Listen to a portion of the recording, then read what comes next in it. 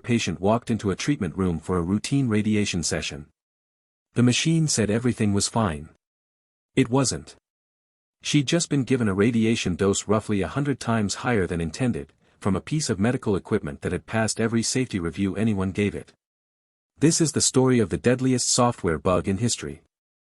Here's the part that should scare you more than the accident itself.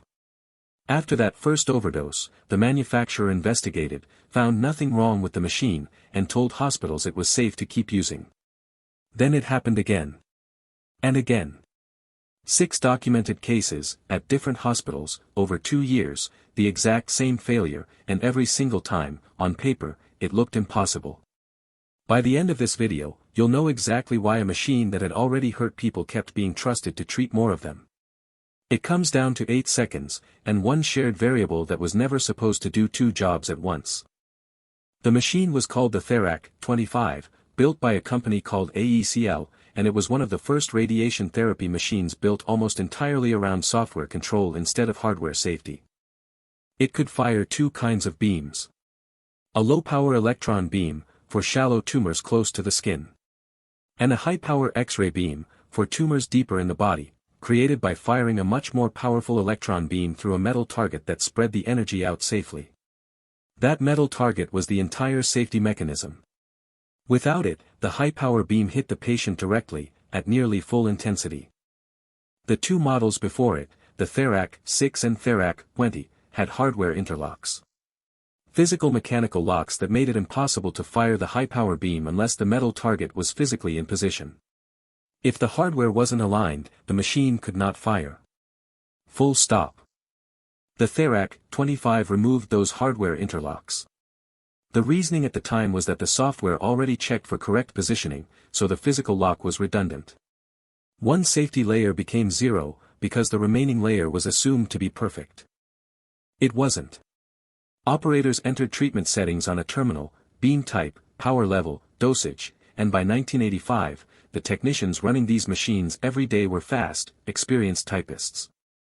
If an operator selected the wrong mode, then corrected it and moved to the final confirmation field quickly, within about 8 seconds, a race condition in the software let the machine begin firing before the turntable had actually rotated the metal target into place.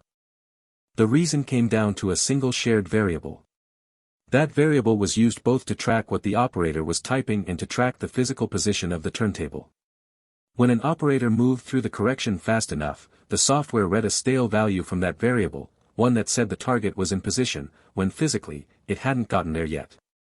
The safety check passed. The beam fired. And the patient received the full, unfiltered high-power beam meant only for the shielded configuration. Between June 1985 and January 1987, this happened at least 6 times, across multiple hospitals in the United States and Canada. Patients received radiation doses estimated at up to 100 times the prescribed amount. At least 3 people died from their injuries. And here is where it gets worse. After the first reported incident, AECL investigated and told the hospital it was impossible for the machine to have caused an overdose. Their own testing said so.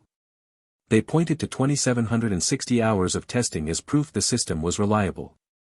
But that number wasn't hours of structured testing designed to find edge cases.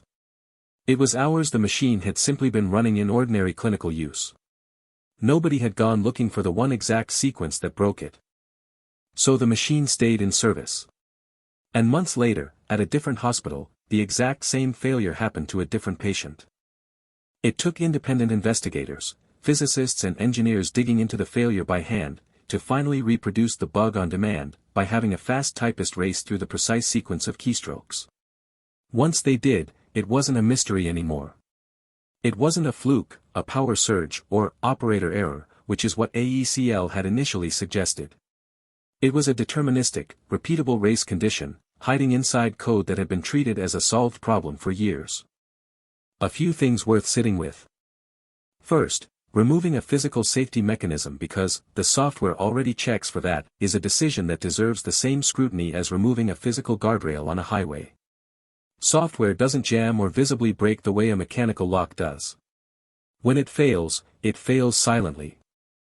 Second, it's never happened before is not evidence that something is impossible.